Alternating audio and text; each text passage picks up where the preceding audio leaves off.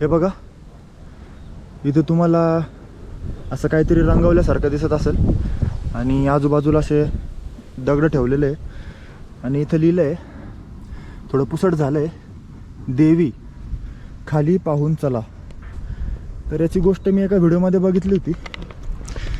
इथल्या काही लोकल लोकांना हे असं ह्या शिल्पामध्ये त्यांना असं देवी असल्याचा भास झाला आणि ते रोज बघायचे की इथून येणारे जे ट्रेकर आहेत, पर्यटक आहे, ते त्याच्यावर पाय देऊन जात आहेत.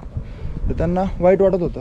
तर त्यांनी स्वतःहून हे रंगकाम केलं आहे आणि तिथं लिहून ठेवलं आहे खाली बघून चला. तर तुम्ही पण त्या लोकांच्या भावनांचा आदर करून इथून साईडने येत जा. मित्रांनो, तुम्ही हे पाण्याचे टाकं बघू शकतात. 1 2 3 4 5. ह्या पाण्याच्या टाकांना गणेश कुंड असं म्हणतात. या इकडे 5 कुंड आहेत आणि इकडे हे 1 कुंड आहे.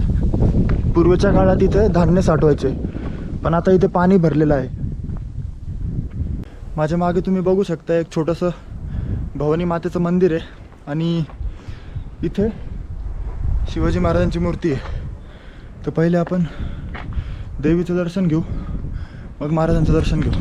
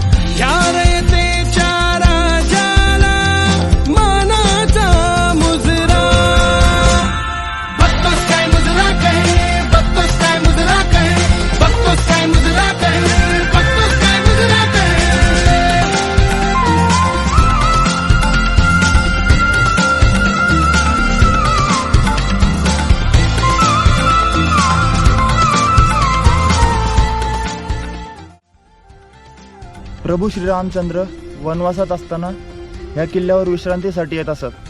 म्हणूनच या किल्ल्याचे नाव रामशेज असं पडलेलं आहे. म्हणजेच रामाची शय्या म्हणजेच रामशेज. छत्रपती शिवाजी महाराजांच्या मृत्यूनंतर औरंगजेबाने शहाबुद्दीन खान, फतेह खान आणि कासम खानाला हा किल्ला काबीज करण्यासाठी पाठवलं, पण त्यांना हा किल्ला 6.5 वर्ष काबीज करता आला नाही.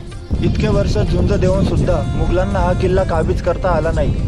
त्यामुळे त्यांना वाटायला लागलं की या किल्ल्यावर मराठ्यांची भूतं आहेत. ती भूतं पळवण्यासाठी त्यांनी तांत्रिकाला पण बोलवलं होतं. असा हा किल्ल्याचा इतिहास आहे. तर मित्रांनो, आता आपण परतीचा प्रवास चालू केलेला आहे. मी गडाच्या खाली उतरतोय. किल्ला जास्त मोठा नव्हता, जास्त ट्रेकिंगला पण नाही आहे. जास्तीत जास्त अर्धा तास लागतो. मी व्हिडिओ आणि फोटो काढत गेलो, त्याच्यामुळे मला 1 तास लागला. पण मजा आली खूप दिवसांची ट्रेक करून. आता मी परत घरी चाललो आहे. इथून आपलं घर फक्त 14 किलोमीटर आहे. चला तर मग भेटूया पुढच्या व्हिडिओमध्ये.